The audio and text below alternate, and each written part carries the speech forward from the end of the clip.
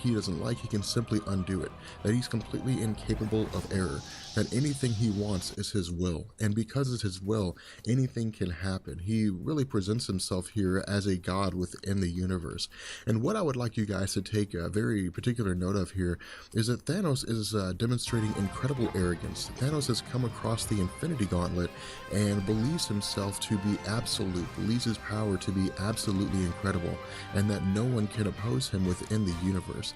And this will become very important, especially when we get towards the end of the Infinity Gauntlet storyline. But what we see is Silver Surfer commenting on this. Silver Surfer is saying that Thanos was too arrogant to be anyone's servant, to be anyone's thrall. And so what we see is that Mephisto and Thanos transition back to the lair of Mistress Death.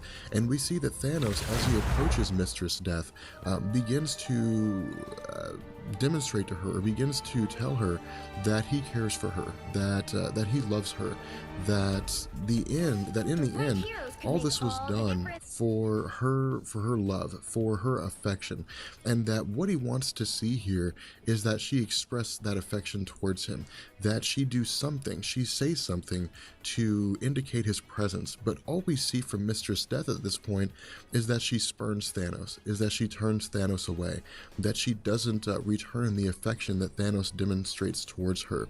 Now from here, we switch to the story of Jake Miller, Ralph, and Bambi Long.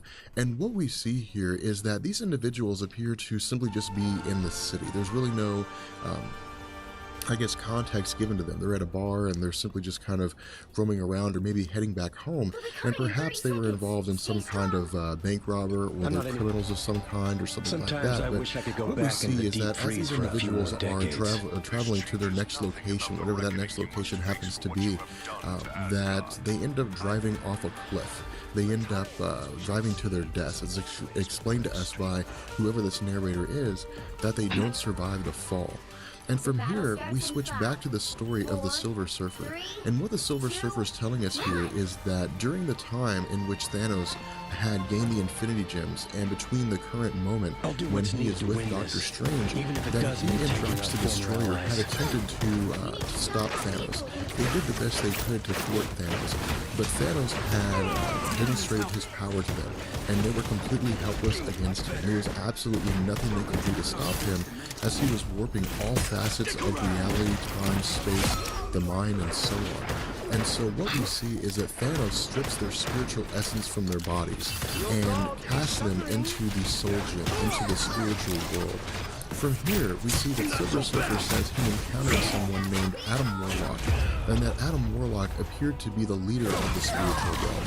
Now, this is the first time that Silver Surfer has ever actually come across Adam Warlock, and this is the reason why, as we know who Adam Warlock is, the Silver Surfer doesn't. And so for him, he doesn't know what kind of power that Adam Warlock possesses. He doesn't know the role that Adam Warlock possesses or plays within the Marvel Universe. And so what Silver Surfer tells us here is that Adam Warlock casts a spell, or uses his abilities to eject the souls of the Silver Surfer and Drax the Destroyer back into the physical world, where they have returned to their normal bodies. And what Silver Surfer tells us again is that he immediately went on a quest to travel to the planet Earth and to speak with Doctor Strange, and that the reason why this was so important was because, one, the power and the role that Thanos has been assigned by Mistress Death using the Infinity Gauntlet, and two, because of the fact that Silver Surfer doesn't know how much time has passed here. He doesn't know if he was trapped within the Soul Gem for days or weeks or minutes or seconds. And so his immediate goal here is to attract the attention of Doctor Strange. At this point, we switch back to the story of Jake Miller, to Ralph, and to Bambi Long. And what we see is that this narrator is telling us that the big guy, it seems to be the guy in charge, had waited until things cooled down before they all went in. And what we see is that three bright lights travel into the spiritual world, or into the physical world, and take over the bodies of Jake Miller, Bambi Long, and Ralph. And we see that Ralph is a little upset by this. Ralph reacts to this, saying that this body is totally destroyed, these bodies are dead, and that they can't simply just travel around looking like this, that they have to find some way to, at the very least, be discreet. And what we see is that the person who is in possession of Jake Miller's body says that his powers are for healing and modifying these bodies so that they can suit their needs. And so what we see is Jake Miller saying that because of the fact that he is the least injured, that he will go into the motel that they've come across and secure their lodging. From here we see that Bambi Long's skin appears to be turning green, which of course seems to be something that she's happy with, something that she very much enjoys. At this point, we travel back to the story of Mephisto and Thanos within the realm of Mistress Death. And again, all we really see going on here is that Mistress Death is simply continuing to scorn Thanos, that she does not return the affections that Thanos has demonstrated towards her, and she's constantly quiet towards him. She refuses to speak to him, she refuses to look at him, that even if she does look at him, she looks at him with a glance, with a scornful glance, and simply just turns away. And what we see Thanos doing is trying to reason with her. Thanos is telling her that previously, before he gained the power of the Infinity Gauntlet, that he was simply a servant towards her, but now he is her equal, that she deserves better than a servant, she deserves some kind of a mate. And so Thanos views himself as somebody that could stand in the role of being an equal. But then we see his mind and we see his arrogance begin to demonstrate itself. And he says that he shouldn't just be an equal to Mistress Death, that he should be superior to Mistress Death. But what we see is that one of the servants of Mistress Death says that Thanos is in possession of power that is so much higher than what she has, that she is no longer anything in terms of a mate, that if she returned a romantic interest in him, she would be more of a love slave than anything else, because he could force her to do anything. And so what we see is that Thanos replies to this by saying that she is the keeper of his heart, that he loves her with everything that he has. But this individual says, this servant says, because of the power that he possesses, that his love is stifling, that his love is bondage. Thanos says no. He says that his love is worship, that there should be shrines built to Mistress Death, that there should be shrines built to her greatness. And so what we see is that Thanos, in the vastness of space, or in the depth of space, physically creates a shrine and transports all of them to it, which is simply just Thanos using the reality gem for his own end. And this is, for the most part, where we will see Thanos remain for the remainder of the Infinity Gauntlet storyline. We won't really see Thanos transition anywhere or go anywhere else except for this place. And this is very important, because what we'll see is a massive event taking place. We will see a multitude of superheroes and cosmic entities descend on this place in an effort to stop Thanos. And what we see here is that Thanos tells Mistress Death he has created this place for her. Now, this place is designed for his adoration of her.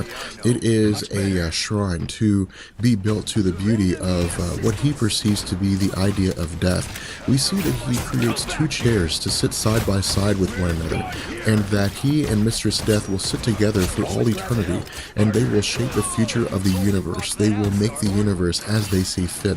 They will decide who lives and who dies. They will decide what's created and what's destroyed.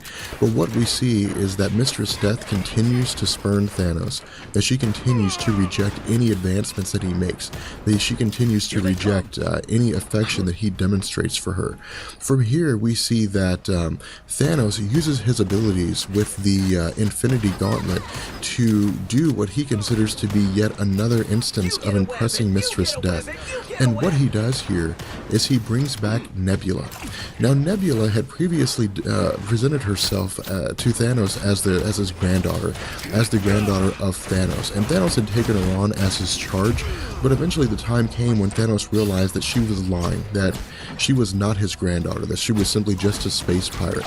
And so what we see Thanos doing is warping her body, transforming her body, and turning her into a corpse, more or less. She's neither truly alive nor truly dead. She's just a corpse, and she can never really experience anything other than absolute pain and the inability to stop that pain, as well as the inability to simply die. And Thanos does this as a creation for Mistress Death. He does this to, I guess, as a comment of sorts on the perversion of life and the beauty of death. But what we see is that Mistress Death appears to be appalled by this. She appears to be absolutely disgusted by this. And so she again turns her back on Thanos. From here, we see Thanos getting angry with Mistress Death. Thanos screams at her, he yells at her not to turn her back on him, that she needs to face him. And what we see is this servant begins to speak again with Thanos and says that that these empty boasts that he's making, that these disdainful actions that he's committing are not impressing Mistress Death, that they are not pleasing Mistress Death. And so we see Thanos destroys this servant. From here, Thanos completely shows I guess, not necessarily a 180 in terms of his affection of Mistress Death, but his anger with Mistress Death, and saying that she will either speak to him directly or not at all. And what we see is that Thanos continues to be angry, but we also see Mephisto playing on this role of Thanos. We see Mephisto playing on this anger that Thanos has for Mistress Death, and what he says is that perhaps it's something that Thanos hasn't done, the role that Thanos hasn't fulfilled. And this is when Thanos realizes that he has not done what Mistress Death asked him to do, that Thanos has not eliminated half the life in the universe. And so what we see going on here is one of the single most memorable moments in the history of comic books, when we see Thanos apologize to Mistress Death. We see Thanos saying that he's sorry, that he realizes she's angry with him because his behavior has been inexcusable, that rather than performing the task that she had assigned him, that he had refused to do it or simply ignored it, and then didn't understand why it was that she was angry in the first place. And so what we see is that Mephisto's shocked to see that this will actually happen, and Thanos walks to the edge of the shrine and snaps his fingers. And when Thanos snaps his fingers, it results in half the life in the universe being totally eradicated. From here, we switch to Spider-Man. And Spider-Man is traveling through New York City. He's simply swinging from one building to another, and it's his normal night in terms of looking around to see if there's any kind of crime going on. And for the most part, he says that that he's calling it a night, that he's bringing this to an end, and that he's heading home. But then a sudden wave of vertigo hits him, and it seems as though his spider sense is going totally awry.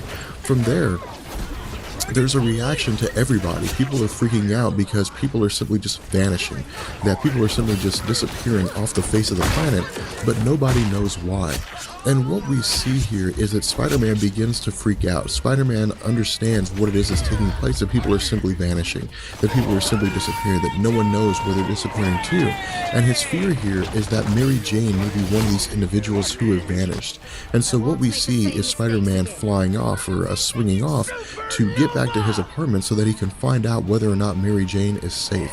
From here, we transition to Captain America, and Captain America is within the Avengers headquarters, and of course he's going about his normal routine again of just verifying that the premises is safe, making sure that everything's okay, and for the most part, it doesn't really seem as though anything too major is happening.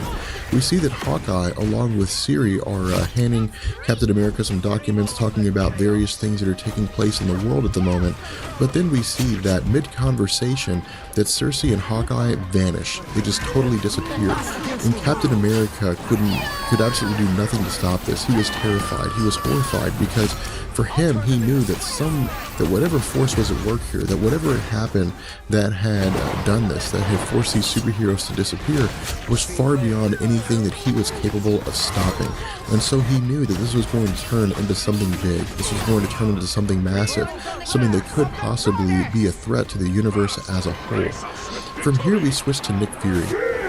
And Nick Fury is within the S.H.I.E.L.D. helicarrier, and what we see Nick Fury doing is simply going over documentation, going over the information that's been given to him about how half the Earth's population has simply just vanished, that there's nothing as far as their investigations and S.H.I.E.L.D. goes that indicates what could possibly happen here. There are no mutants that have any sort of power that could do this as far as they understand, or even if they do have that kind of power, they haven't exercised it.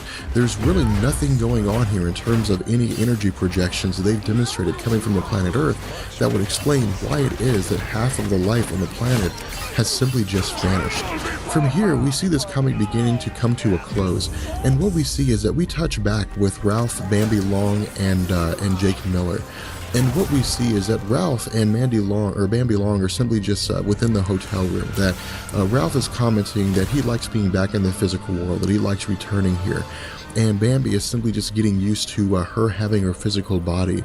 But what we see is that Bambi disappears as Ralph is looking at her, that she simply just vanishes. And Ralph begins to panic. Ralph doesn't know what to do here. And so what we see is that Ralph runs to the next room and he tries to tell Jake Miller that Bambi has simply vanished, that he doesn't know where she went to. But what we see is that in place of Jake Miller is a cocoon, indicating to us that Adam Warlock is returning to the physical universe. So as we continue with part 2 of the Infinity Gauntlet, what we see is that we're picking up with Doctor Strange here. And again, what's taken place up to this point is that the Great Disappearance has taken place, as is referred to in the comics, that half the population on the planet Earth as well as the universe has simply just been blinked out of existence.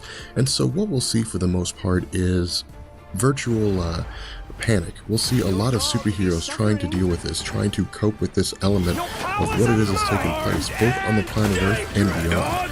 And what we see with Doctor Strange here is that he's gone to consult Dr. Hank Pym. Hank Pym has arrived at Doctor Strange's mansion, and the goal here is to try to find some way to restore the Silver Surfer back to health. But because of his alien physiology, because of the fact that he doesn't require any kind of nourishment to survive, it's kind of a coin flip here in terms of what they can do in order to restore him, or perhaps it's simply that he's just healing himself. And what we see is that Hank Pym says that he's done the best he can up to this point, that given the alien physiology of the Silver Surfer, that he's done everything he knows, and that all they can do is simply just wait. But what he also says is that he has to return to the West Coast Avengers due to what's happened with the disappearance in order to assist them as best he can, and that Doctor Strange may also want to go on to contact the original Avengers and let them know what's going on here. But what we see is that as Hank Pym begins to leave, Doctor Strange seems to be stuck in place. He seems to be kind of frozen in place, and one of his servants attempts to shake him out of it, but Doctor Strange appears to be falling into a trance. And what we see is that his spirit is more or less torn away from his body, that it is taken to a place that seems to exist beyond the physical realm, perhaps in some sort of soul, maybe middle ground or something like that. But what we see is that some unnamed individual, some sort of energy force has drawn Doctor Strange's essence to him. And what he tells Doctor Strange when he asks what it is that he's doing here, who this individual is that he's here to help save this reality from the insanity of Thanos, but that he can't do it by himself. Doctor Strange replies by saying that if this individual wants him to gather up all these superheroes and all these righteous individuals for a conflict, then he needs to do something to demonstrate who he is, because these individuals most likely will not simply just unite under the single banner of a person that they know nothing about. And what we see this person saying is that he can open his soul, he can expose his soul directly to the soul of Doctor Strange. But the issue here is that because both of their souls will be exposed to one another, that there is an inherent danger here, that one of them could be destroyed or that they could meld into a single person. Doctor Strange says this is a risk that he wouldn't normally take, but because of the grave nature of the circumstances, that he will do whatever he needs to get any kind of help he can. And so what we see is that both of these individual souls are sort of combined into one, or at the very least, they're able to look into each other's souls. And when Doctor Strange looks into the soul of this unnamed individual, he develops complete and total trust. He now believes him and trusts in him implicitly, and says that he will do anything he needs to in order to assist this individual in any way that he can. From here, we switch to Doctor Doom, and what we see is that Doctor Doom is using his various technology and instrumentation at his disposal to trace the origin, to trace the location of the disappearance, and he traces the energies that caused the Great Disappearance onto the other side of the galaxy, on the far side of the Milky Way galaxy.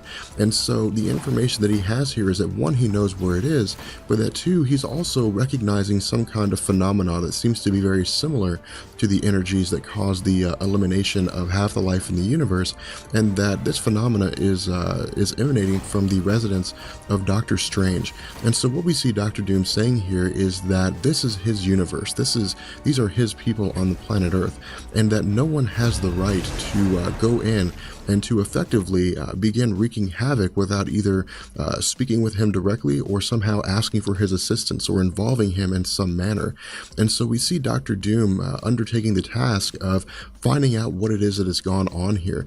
But Doctor Doom, again, also has his own motives here, because he sees this as a chance to expand his own power, given the great power that was used for this vast disappearance, and to also expand his scientific knowledge.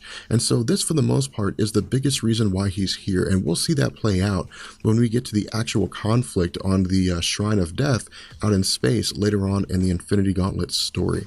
From here, we transition to Drax the Destroyer, Eros, and Firelord on Titan.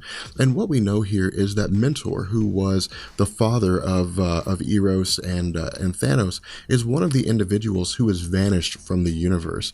And what we see is that Isaac, again, the autonomous computer system within the fortress of Titan, so to speak, is informing Eros and Firelord and Drax the Destroyer that this is all a universal act, that this is all taking place across the universe, that it's not simply confined to Titan, it's not simply confined to the Milky Way galaxy, that all life in the universe has simply vanished. We then see that Eros simply just disappears. But what we know here is that Eros is not one of the individuals who has simply vanished due to the Great Vanishing, because this has already taken place. What we see is that Eros has been taken by Thanos. Thanos, presumably using the Space Gem, has transported Eros to his location, and Eros realizes that Thanos is in possession of the Power Gems. Now, what Eros tells us here is that he's familiar with the Infinity Gems. He's familiar with what it is that they can do. Now, how familiar he is with them is something that Marvel doesn't explain.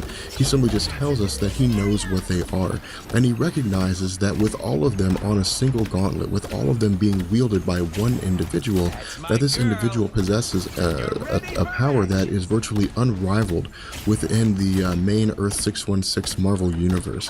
And so what we see is that Eros begins to look around, and he recognizes Mephisto, but he also recognizes Mistress Death. He recognizes Nebula, who's simply just walking around as a corpse, who is walking this fine line between life and death.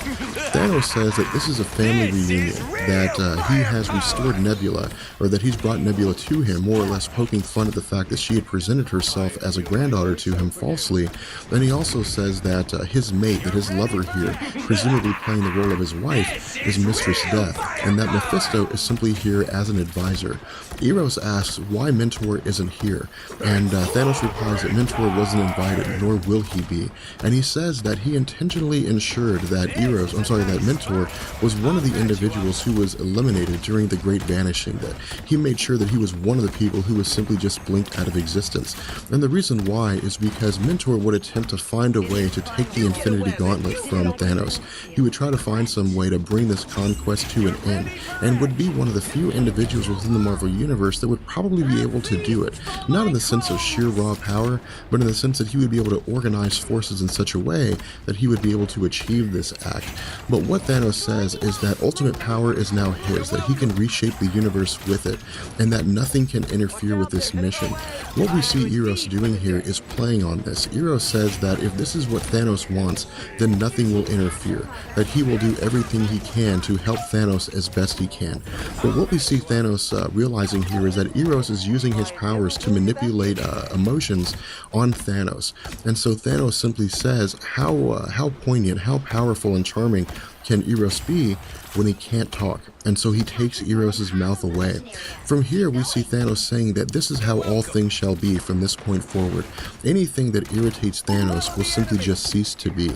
At this point, we switch back to Captain America, and what we get here is more or less a list, not a full list, but a pretty significant list of which superheroes have gone missing as a result of the Great Vanishing. And this is a pretty important list, and the reason why is because throughout this conflict, a lot of you guys will ask questions like, where is Hercules, where is Archangel, where is the Invisible Woman, the Fantastic Four, where is Night Thrasher, or the Vindicator from Alpha Flight? You guys will ask a lot of these different questions on where these superheroes are, and so what Marvel has done is they've laid out some of the more significant members of the X-Men, the Avengers, Alpha Flight, and various other superhero teams that were relatively popular at the time this story was written, and simply said they're just not here anymore. They've simply just been among the individuals who have been blinked out of existence. And so what we see here is that Captain America, She-Hulk, and the man standing in the place of Thor, Eric Masterson, analyzing all this information. Now, this idea of Eric Masterson is something that I would like you to keep in the back of your head, because this, again, is not the real Thor. Now, the story in terms of how it is that Eric Masterson begins to undertake the role of Thor and how he takes over this role for a pretty good amount of time is a very, very good story. So I'd like to do that justice, and we'll talk about that when we actually get into our discussion of Thor after we finish various characters when Infinity Gauntlet is over. But for the most part, all we need to do is simply just be aware of the fact that this is not Thor Odin's son. This is simply just Eric Masterson. And what we see is that all these individuals are focusing on the fact that things are, for the most part, very, very bad. That Eric Masterson is trying to undertake the role of Thor, trying to speak like Thor, trying to ensure that he's passed off as Thor, but that everybody else is trying to deal with the fact that some of the most prominent superheroes in the Marvel community are just gone. At this point, we switch to Odin, and what we see is that Odin is in Asgard, and he's wearing the ceremonial eye patch of sorrow. Now, this is something that a lot of people get confused. In the movie of Thor, we saw that Anthony Hopkins was wearing an eye patch. The eye patch is worn as a ceremonial thing. It's not something that Odin actually has to wear. He hasn't actually lost an eye. And for the most part, what we see here is that Odin has called together the Sky Fathers. Now, the Sky Fathers are what we would consider to be the old gods. These are people like Zeus, Osiris of Egypt. These are what we would look at to say that older parts of society, older parts of the world, generations and thousands of years ago, these were the people, these were the gods that ancient humanity worshipped.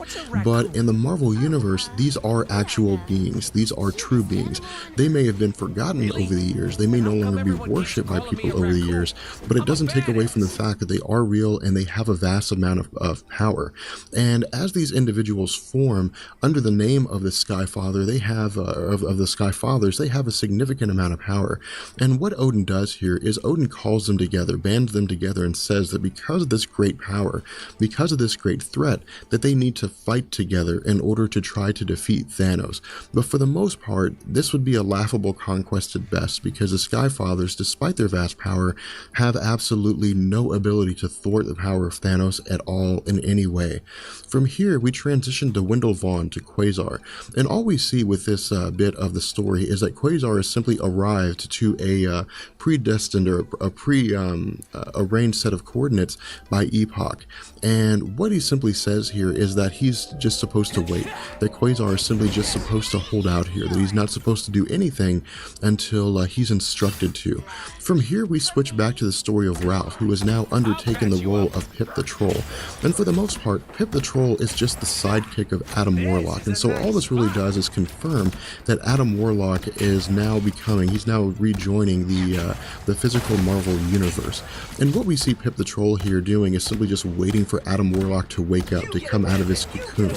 And as he's waiting, there's some kind of an explosion in the next room that throws him out of his seated position and into the TV, or simply just to a different part of the room. And when the explosion ends, he gets up and he goes into the next room and asks this individual, since they can't stay here anymore, where it is that they're supposed to go. And this individual replies by saying, after Thanos. From here, we switch back to Doctor Doom at the residence of Doctor Strange. And what we see is that the Silver Surfer has now woken up. He's now come to. And Doctor Doom has his Doombots restraining Doctor Strange. And what we see is Doctor Strange pleading with Doctor Doom, saying that he is mentally in dangers, that he doesn't really understand, he doesn't really know what's going on here. But what we see is that the Silver Surfer tries to stop Doctor Doom. He tries to overpower Doctor Doom. But Doctor Doom uses his power to overpower the Silver Surfer. Now, under normal circumstances, this would not happen. Doctor Doom would not be able to overpower the Silver Surfer despite his vast power. But the Silver Surfer is in a weakened position here. He's very, very weak, and so he doesn't have his full physical strength. Otherwise, he would easily be able to stop Doctor Doom. From here, we see that Doctor Doom turns his power against Doctor Strange, and what he wants to know is what's happened here. He wants to know everything that has taken place as far as this great disappearance and the forces behind it. Now, Doctor Strange initially doesn't say anything. Doctor Strange initially doesn't speak. But what we see is that before Doctor Strange can say anything, there's an explosion behind them. And we see that Doctor Doom, the Silver Surfer, and Doctor Strange all look around. At this point, we see Adam Warlock has arrived. And Adam Warlock simply just replies by saying that in his time, he was called Adam Warlock, and that they may also do so if they feel inclined. From here, we switch back to Thanos, and what we see is that Thanos is using the power of the Infinity Gauntlet to more or less either psychologically or possibly even physically torture Eros and Nebula. And again, he's doing this as a way to satisfy, to please Mistress Death. But Mistress Death doesn't really seem to find this the slightest bit interesting. She doesn't find it at all satisfying. It's simply just something she pays no attention to, or doesn't really give any kind of credence to.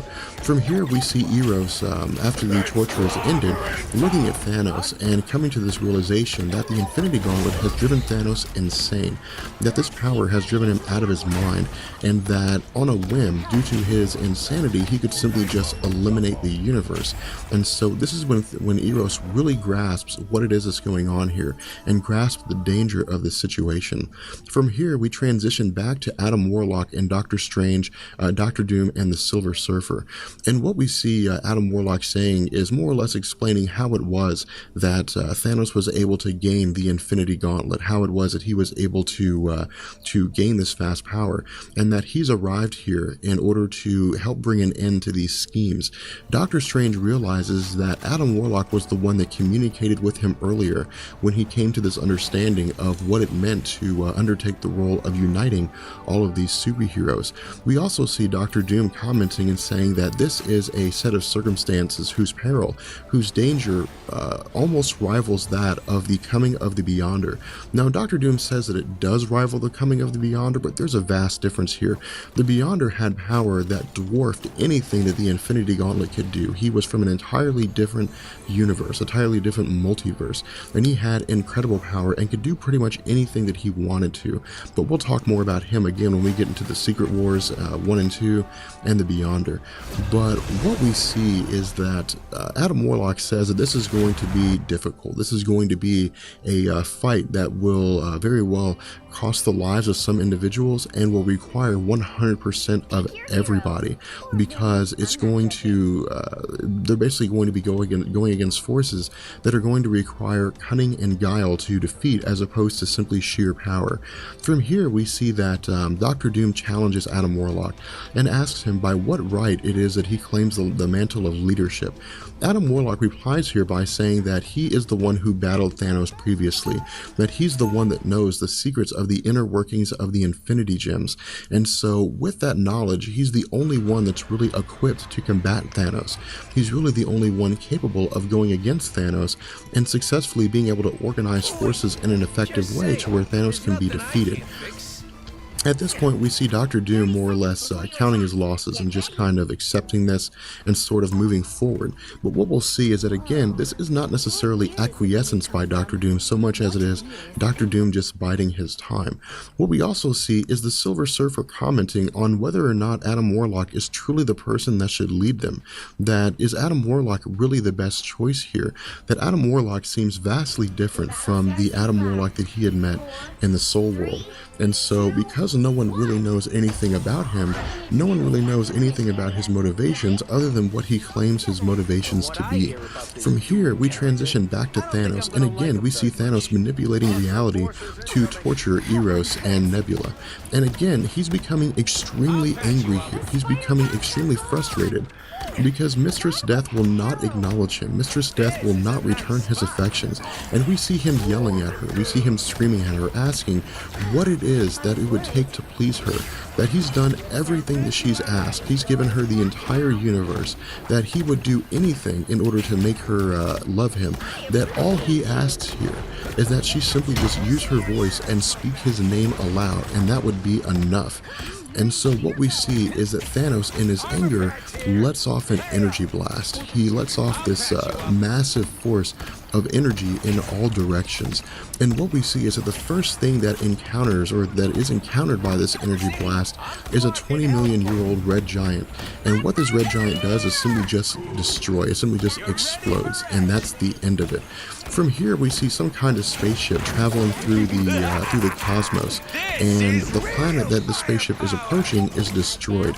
And we see an individual here telling us that the wrath of Thanos, the Supreme Being, is something to behold. That this planet is the second planet to be destroyed as this being was traveling to it. That is the second banquet that has been robbed from him. And what we see is that this person is Galactus. And Galactus is again attempting to satiate his hunger, but also recognizes that the vast power that Thanos has here is something that cannot be ignored. That is going to require that Galactus go through the process of bringing together a multitude of forces in terms of the cosmic entities in order to attempt to bring an end to the power that Thanos has here. And that the issue here is that the emanations that are being released here, that the power that is being displayed here by Thanos will reach the planet Earth, and that it will only contain about 2% of its power, but it will be a massive amount of energy nonetheless.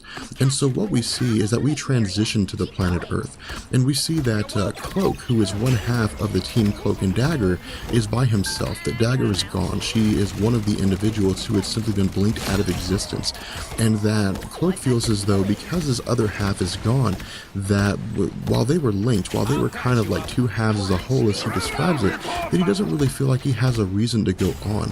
But what we see is that he finds this reason to continue as this force that was emitted by Thanos reaches the planet Earth and shakes the entire planet, crumbling several cities and wiping out the Japanese islands. And of course we see that Cloak uses his ability to save various humans, to save them from their impending deaths of falling off buildings or else being crushed by rubble. From this point, we transition back to Doctor Strange, Silver Surfer, Doctor Doom, and Adam Warlock. And what we see here is that these individuals are trying to deal with the aftermath of this. They're trying to understand the aftermath of what's gone on here. That the power that Thanos has demonstrated, despite being on the other side of the galaxy, is a power that most of them couldn't really even fathom. And that it will take an incredible organization, an incredible upheaval for all of them to be able to go successfully go toe-to-toe with Thanos. And so what we see as a comment here, we see the question being asked, what was that? What was that energy blast? From here, we're going to bring an end to this video, and in the next video, we're going to pick up with battle formations, preparations for war, and we'll see that we're more or less seeing superheroes being organized. We're seeing superheroes being brought together by Adam Warlock as they begin the preparations for taking on Thanos. So as we begin our discussion on Infinity Gauntlet issue number 3, I think you guys are really going to enjoy this comic, and the reason why is because what we'll see taking place over the course of this are battle formations, preparations for war. We're going to be seeing a plan put together, and it won't be until the end of the comic that we actually understand the true nature of this plan. But what this is also the last issue where we have talking, and it'll be the last issue before we actually get into the main discussion, the main conflict that takes place between Thanos and all of these superheroes leading up to the end of the Infinity Gauntlet storyline. And what we see here as the story begins to pick up is that we're back with Doctor Doom, Adam Warlock, the Silver Surfer, and Doctor Strange. And Doctor Doom is commenting on how he agrees, picking up immediately from the last discussion, that now is the time for action. But Adam Warlock says no. Adam Warlock says there are forces at work here that Doctor Doom just doesn't understand, that he just can't possibly grasp, and that rushing into action like this would almost guarantee certain doom. And so he says that he has a intricate and a very interweaved plan that's unfolding here, and that the slightest disturbance could very well lead to the ruin of all. What we also see Doctor Strange commenting is saying that he agrees with Adam Warlock, that they have to trust him, that Doctor Doom, that Silver Surfer, they have to come to this understanding that Adam Warlock knows what he's doing, that tremendous powers are gaining here for this final confrontation. And he more or less repeats the words of Adam Warlock here, saying that premature action could lead to total destruction. And so Doctor Doom acquiesces. Doctor Doom says that it's driving him nuts waiting to take action, but that for the time being, he's willing to put this off. He's willing to go ahead and hold things. Now from here, we see Adam Warlock saying that it's time to make preparations, that it's time to go about the business of moving towards the next step of his master plan. And so he calls on Doctor Strange, and what we see Doctor Strange doing is teleporting Adam Warlock, Doctor Doom, and the Silver Surfer to the Avengers headquarters. And at the Avengers headquarters, we have She-Hulk, Captain America, and Thor. And they're trying to come to an understanding of what's going on here. They're trying to deal, again, as a follow-up to the last video, of what's happened since the disappearance of various superheroes. But when Adam Warlock and Doctor Doom and Doctor Strange and the Silver Surfer appear, the immediate idea is that Doctor Strange is keeping Strange company, that he is with people whom he would never normally form an alliance with.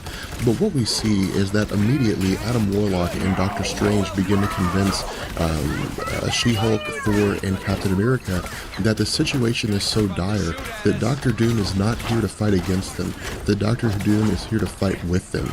And so when the question is asked what the intention is here for Adam Warlock, why it is that he's here, and why it is that such strange alliances have been formed, Adam Warlock replies by simply saying that they're raising an army. From here, we transition to Black Widow, and Black Widow doesn't necessarily give us a huge in-depth discussion here, but because Black Widow is part of the Marvel Cinematic Universe, I felt it would be relevant to include her in this discussion. And all we really see is that she's one of the people on the sideline. She's kind of in the background. She's doing the best she can to help save lives as a result of the energy shockwave that had reached the planet Earth and the devastation that it had caused. We see that she's jumping out of a building, out of a burning building, saving a baby. And for the most part, this is kind of what we would expect to see with her character, because she doesn't really have any superpowers. She's just more or less a super spy with all kinds of gadgets at her disposal. But then we switch and we see that there's a woman who is falling out of a building, who's hanging on for dear life. And Black Widow goes with an attempt to try to save her, but the building collapses and crumbles before Black Widow can get there. And so again, this is Jim Starlin. This is Marvel injecting a little bit of realism here and saying that with stories like these, with comics like these, that not everybody makes it out the other side, that not everybody survives. And so what we see is that this woman who was tumbling to her death did in fact die, that she was crushed by the rubble and the debris, and even if not necessarily crushed, she was certainly burned to death. And the way that we see Black Widow dealing with this, I think, is a great testament to the human nature of her character, the difference between her and a lot of other superheroes that you see in the Marvel community, where she just can't accept the fact that it's enough. She just says that it's not enough, that her best just simply isn't enough here. From here, we switch to Doctor Strange and Adam Warlock, and what we see Doctor Strange doing is calling upon superheroes, calling upon various individuals to gather, to bring their powers with them due to the necessity of them and their powers with regards to the upcoming conflict. And the first two people that we see arriving here are Iron Man and Spider-Man. From here, we switch to the arrival of new characters. We see, of course, Wolverine coming here. We see Drax the Destroyer. And again, Drax the Destroyer serves the purpose of, I guess, trying to, or being able to hunt down and to track Thanos no matter where he is in the cosmos. But due to the fact that Adam Warlock has Silver Surfer on his side, and Silver Surfer has cosmic awareness, it's really not the ability of Drax to locate Thanos that they're interested in. It's the sheer raw power that he possesses that they're interested in. Who we also see showing up here is Firelord. Now again, we haven't done a big discussion on Firelord, but Firelord was one of the heralds of Galactus, and so for the most part, he was one of the individuals who served the same purpose as the Silver Surfer.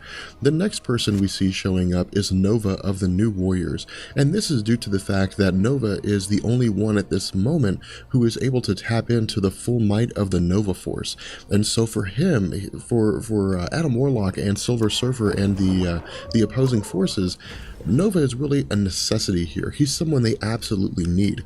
The next person here is Namor the Submariner, and of course Namor the Submariner has super strength, although for the most part, in terms of his relation to characters like Drax the Destroyer or even the Incredible Hulk, he's not all that strong. But his his ability to plan tactics, his military experience, and the conquest that he's had over the course of his life will definitely be an asset to this team. The next person we see is Cloak, and again, all Cloak really does here is serve the purpose of being someone that can teleport people over distances. Now, to my knowledge, I don't think Marvel has ever established the fact that Cloak can teleport people over an infinite amount of distance, and so they're not really looking for Cloak here to be someone to teleport everybody all the way to the other side of the galaxy to fight Thanos. They simply have him here because he could be an individual that could teleport groups of people around, or could serve some kind of purpose, or possibly he could even swallow Thanos entirely. From here, we see the remaining members of this group coming together. We see Cyclops of X-Factor, because remember, at this time, the X-Men were a different group. It was giant-size X-Men, and X-Factor was composed of the original X-Men team. And the way it appears to us here is that of the either original members of the X-Men or the current members of the X-Men, Wolverine and Cyclops seem to be the only ones who were left alive, or at the very least the only ones who were called upon. We also see the Scarlet Witch arriving here to meet with the Vision. We see the Incredible Hulk being invited, but the Incredible Hulk doesn't actually show up at first. And the reason why the Incredible Hulk doesn't show up, as is explained to us by Tony Stark, is because the Avengers had previously turned their back on the Incredible Hulk due to the fact that, much like we saw with the Illuminati, where he was exiled from the planet Earth, the Incredible Hulk was deemed too dangerous for himself. He was out of control, and so the Avengers hadn't necessarily abandoned him entirely, but they had more or less kind of handed him his hat and shunted him out. But what we see Iron Man and Captain America saying here is that if he's reformed, he can be one of the Avengers again. He can come back. The Incredible Hulk overhears this and says that'll be enough for now, and so he joins the group of superheroes who are coming to fight against the forces of Thanos. And what Adam Warlock tells us here is that this army is now complete, and so the individuals that we see that have arrived here appear to be the only individuals who were either left or have been invited to become part of this. From here we see Captain America speaking directly to the forces that have gathered, and Captain America says that everybody is here to fight the forces of Thanos, to fight against Thanos against his Infinity Gauntlet. And what we see Dr. Doom saying is that before Captain America goes any further, that the question has to be asked here, is Adam Warlock the best person to lead this group? Doctor Strange replies by asking there's no real discussion here. This is pretty much all there is, so there's no two ways about it. But Dr. Doom says that he's the only person that has the ruthlessness, the cunningness, and the guile to lead this group. And of course, for the most part, everybody is against him on this. Captain America says no way. The Scarlet Witch, Spider-Man, Eric Masterson, they all say that this is not the case. And so Captain America replies to Doctor Strange simply saying that deep down inside, Dr. Doom, he knows that Adam Warlock's the only one that can really stop Thanos, that Adam Warlock is the only one that can really lead them to victory. And so Dr. Doom simply acquiesces again and says, okay. At this point, we see that Adam Warlock says that there's going to be yet another gathering, that these are the only individuals that have showed up here, but that he's also coming together with more allies. And when the question is asked what these allies are, Adam Warlock simply replies by saying cosmic allies, indicating to us that he's also gathering the cosmic entities together as a force to fight against the power of Thanos. What we also see is that Adam Warlock and the Silver Surfer travel to the other side, to the far corner of the galaxy.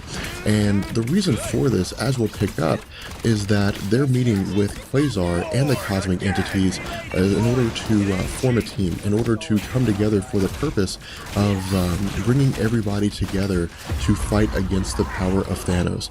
And when they arrive, that's exactly what we're told. What we're told is that Epoch informs Adam Warlock that all the cosmic entities had simply been waiting for him. They were simply waiting for him to arrive. And when he does, we see that almost all of them are gathered here. Now, there are some cosmic entities that aren't here, but for the most part, almost all of them, or the most prominent ones, are. We see Kronos, we see the Living Tribunal, we see Master Order and Lord Chaos, the Stranger, and of course, this is a list that we had previously discussed, so we won't go into it too much longer. But two of the most notable members here that I would like you to pay attention to are Eternity and the Living Tribunal. And the reason why, as is explained to us, is because more or less what they're calling together here is a trial, with the Living Tribunal overseeing. And the whole reason for this is because, again, the Living Tribunal exists to ensure that cosmic balance is in place, that no one force becomes such a threat to its universe that it could result in the destruction of that universe or other universes should its dangers spill over. And what we see Eternity saying here is that he is the embodiment of all that is, of everything within the universe, and that Thanos attempts to usurp this position from him. The Living Tribunal says that he's considered this matter, but that he cannot interfere. And the reason why is because Thanos only strives to replace Eternity as the embodiment of all reality, and that natural selection is one of the oldest truths, that the strong replace the weak, and that if Eternity isn't strong enough to oppose someone who wants to challenge him and take his place, then Eternity should perish and the new force should take its place. And so the Living Tribunal says that he cannot interfere, that he will not become involved in this matter. And this is a very big issue here, and the reason why is because if the Living Tribunal had ruled on the side of Eternity, then the Living Tribunal simply could have arrived at Thanos' location and blinked him out of existence, despite the power that Thanos had, or he could have simply just stripped him of the Infinity Gauntlet, because as we discussed with our discussion on the Living Tribunal as a lead-up to the Thanos quest and the Infinity Gauntlet event, we had talked about how during the Infinity Crusade, during the Infinity Watch storyline, that Adam Warlock had approached the Living Tribunal, and the Living Tribunal, after seeing the power that Adam Warlock possessed and the anger that he had displayed, had simply just eliminated all the power of the Infinity Gauntlet within that vicinity.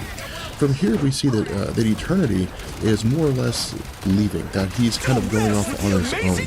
Now, why he's doing this and what he's doing is actually something that we don't know, and we won't see him again for quite some time. But what we see is Adam Warlock saying that it doesn't matter that Eternity is not here.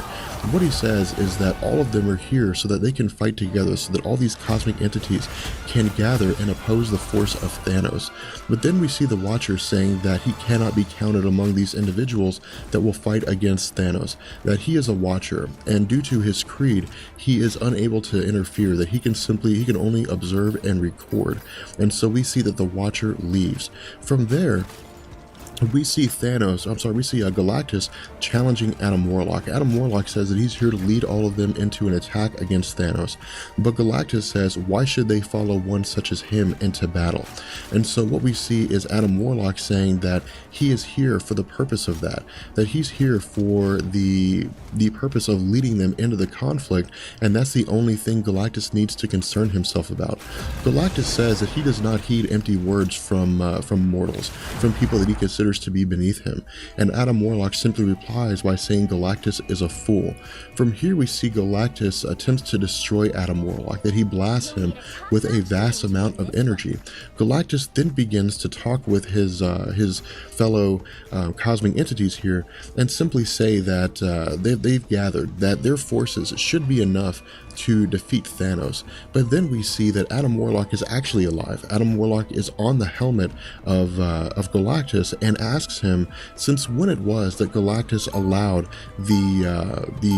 his anger and his wrath to more or less override his judgment. That Galactus is known for being one of the most logical beings in the universe, and that surely Galactus can determine, surely he can find here that the power, the entire might of all these cosmic entities put together is still insufficient for defeating Thanos.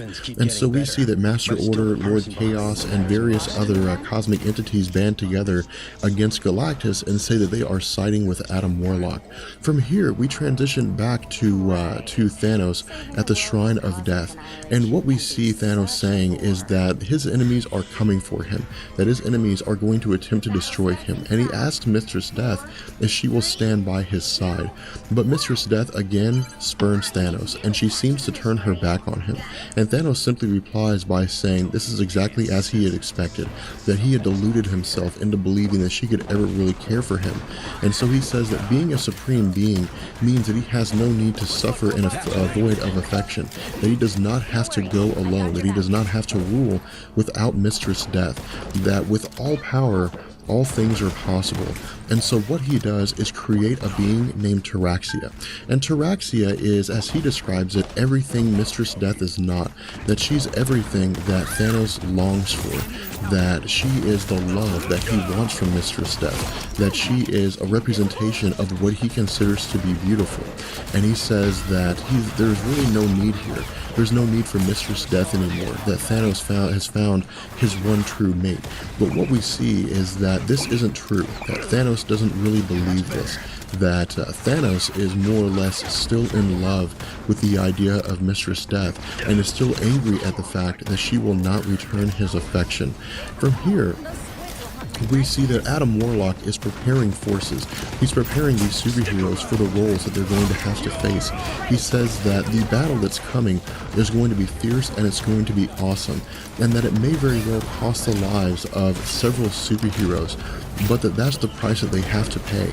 He says that Doctor Strange has conjured mystic conduits that are going to lead them to particular places, to particular locations where they need to be due to the plan that Adam Warlock has created in order for this to succeed, and that if any of them deviate from this plan, that it could very well lead to the ruin of the universe, as well as all of the superheroes who are fighting at this point in time. What we also see is that a spell has been cast that's going to allow these forces to breathe within the depths of space for 60 minutes without any kind of assistance. And this will become very important, because one thing I want you guys to keep in mind when we get into the coming conflict of the Infinity Gauntlet is that everything that's going to take place will take place over 60 minutes, and we will see when that 60 minutes ends. We'll know when that 60 minutes comes to an end. That's one of the things that Marvel will tell us, is that the 60 minutes is over.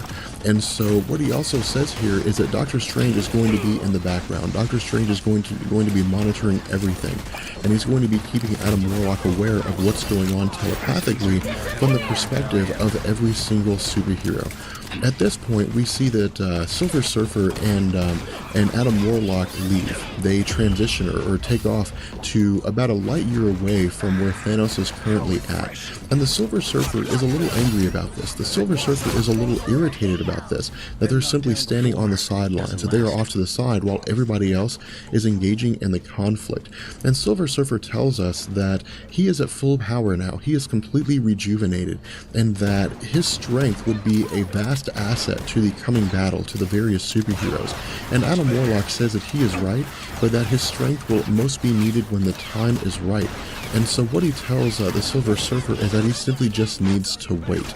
But Silver Surfer, much like a lot of very proud superheroes, doesn't want to. But he swallows his pride here and simply says, okay. And what Adam Warlock tells us is that Silver Surfer doesn't truly understand, he doesn't truly comprehend the situation, that Thanos, he controls all facets of time, reality, space, power, the soul, and the mind. And that this isn't some kind of grandiose statement, that this is absolute truth, that he's totally invincible, that he is completely omnipotent, that this rhetoric, this statement isn't just simply rhetoric, that this is basically the definition of Thanos, that he controls all reality, he controls all there is. He says that the power of the allies, of these superheroes, is less than nothing to Thanos, that they are defeated before the battle even begins, but that the true purpose of their attack is to simply be a diversion, that they are sacrificial lambs. From here, we're going to bring this comic or bring this video to an end, and in the next video, we'll pick up with the oncoming conflict. We'll pick up with the true conflict as we get into all of these superheroes fighting against the forces of Thanos. So as we get into part 4 of the Infinity Gauntlet storyline, we're going to be seeing this comic unfolding from the perspective of Eros. And again, Eros is the brother of Thanos, and Eros has had his ability to speak removed. But he's simply going to be telling us more or less throughout his thoughts what it is that's going on here, what it is that's taking place. What we're also going to be seeing here is, for the most part, an absolute slaughter. We're going to be seeing the Earthbound superheroes really not being able to do anything to oppose the power of Thanos. But the things that he does to them, the way that he chooses to defeat them, I think are very interesting. And if this sort of story plays out in the Marvel Cinematic Universe, if Marvel is truly going the direction of the Infinity Gauntlet, then I think for the most part, with the exception of characters like Cyclops and Silver Surfer being interchanged with other characters, that we'll see this story unfolding in such a way to where it will be very intriguing and a very rich sort of conflict. And what we see happening as the comic opens up is that the Earthbound superheroes are at the shrine of Mistress Death. They have arrived at Thanos' location to begin the conflict, but Thanos has used the Time Gem to freeze time completely.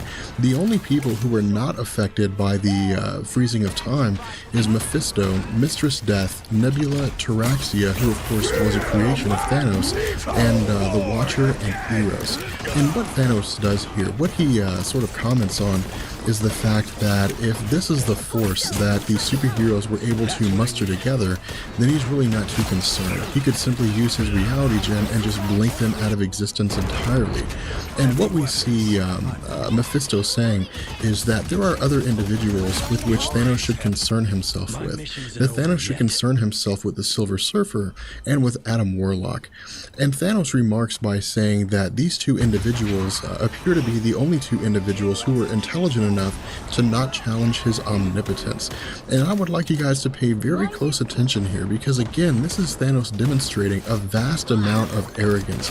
Thanos, while he's normally level-headed and extremely intelligent, ruthless, and cunning, seems to have run away with the ability that he has, seems to have run away with his power.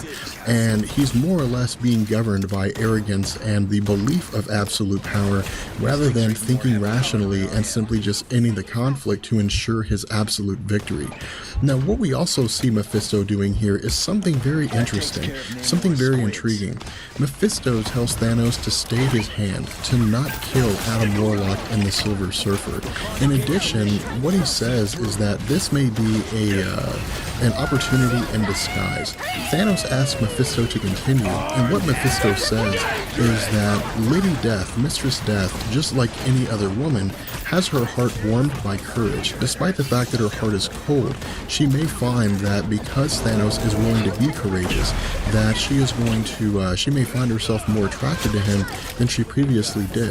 And the question Thanos has is, how do I demonstrate this courage? How can I demonstrate the fact that I'm courageous when I'm going against forces that have no ability to stop me?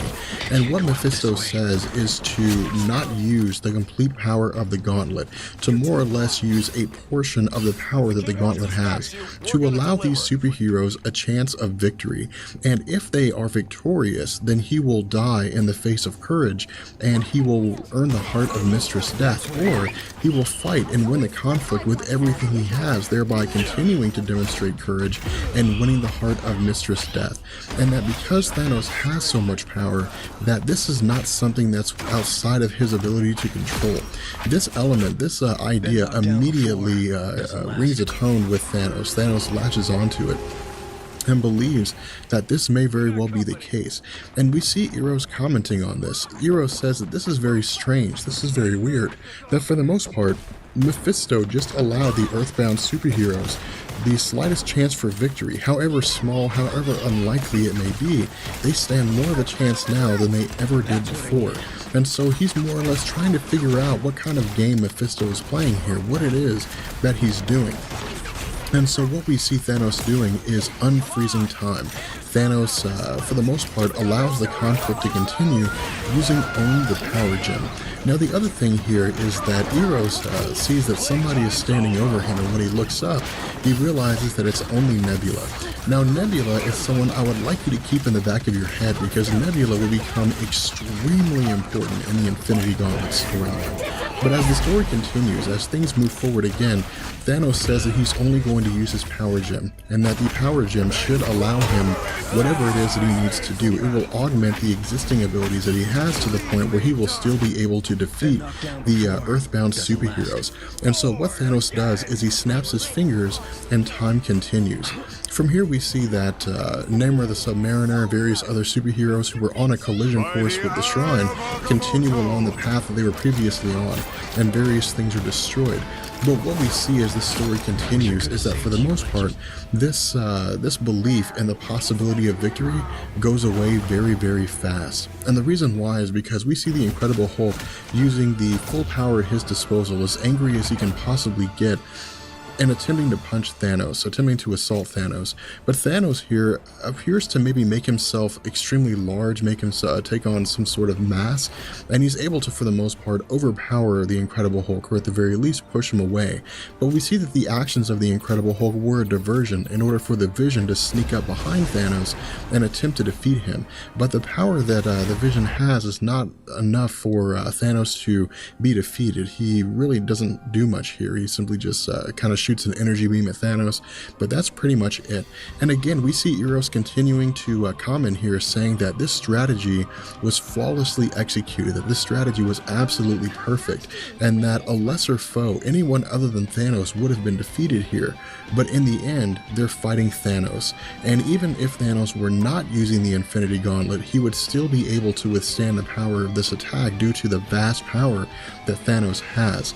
Thanos goes on to comment and say that he never would have expected this kind of an attack, that this actually took him by surprise. And again, we see Eros also commenting, saying that Captain America is leading the charge, which is the reason why a lot of these attacks are so well coordinated. We see Captain America commenting and saying to continue on relentlessly trying to overpower Thanos, to continue trying to do what they can to defeat Thanos. But again, we switch back to Eros here, and Eros continues to comment and say that these hopes are vain. The possibility of defeating Thanos is simply just something that can't be done. And that for the most part, he's awestruck by the fact that in the face of almost guaranteed victory, that the Earthbound superheroes continue. At this point, we switch over to Adam Warlock and the Silver Surfer, and Adam Warlock asks the Silver Surfer how the conflict is going, and the Silver Surfer says it's going exactly as expected, which of course means that they simply didn't expect these superheroes to be very successful. And the Silver Surfer says that he should be there with them, he should be fighting alongside them. And Adam Warlock says this would be utter folly. And the reason why he says this would be folly is because the Silver Surfer has a vast and important role that he is supposed to play here. But Adam Warlock won't tell the Silver Surfer what it is, because if the Silver Surfer knows what it is, Thanos could read the Silver Surfer's mind and prepare himself for the attack. But when Silver Surfer asks Adam Warlock whether or not this is something that he should concern himself with, that Thanos may read his mind, Adam Warlock replies by saying that this is not something that Thanos would do. Now, the whole reason why is something that's not necessarily explained to us in this issue, but in previous issues, and especially the ongoing series right now regarding Adam Warlock and Thanos in the Marvel comics, and Adam Warlock's return to the Marvel Universe, gives us an indication into how it is their inner minds work, which actually work in a very warped way. They have this extremely kind of screwed up perspective on the universe. But we switch back to the conflict with Thanos, who is now fighting against Namor the Submariner and She-Hulk.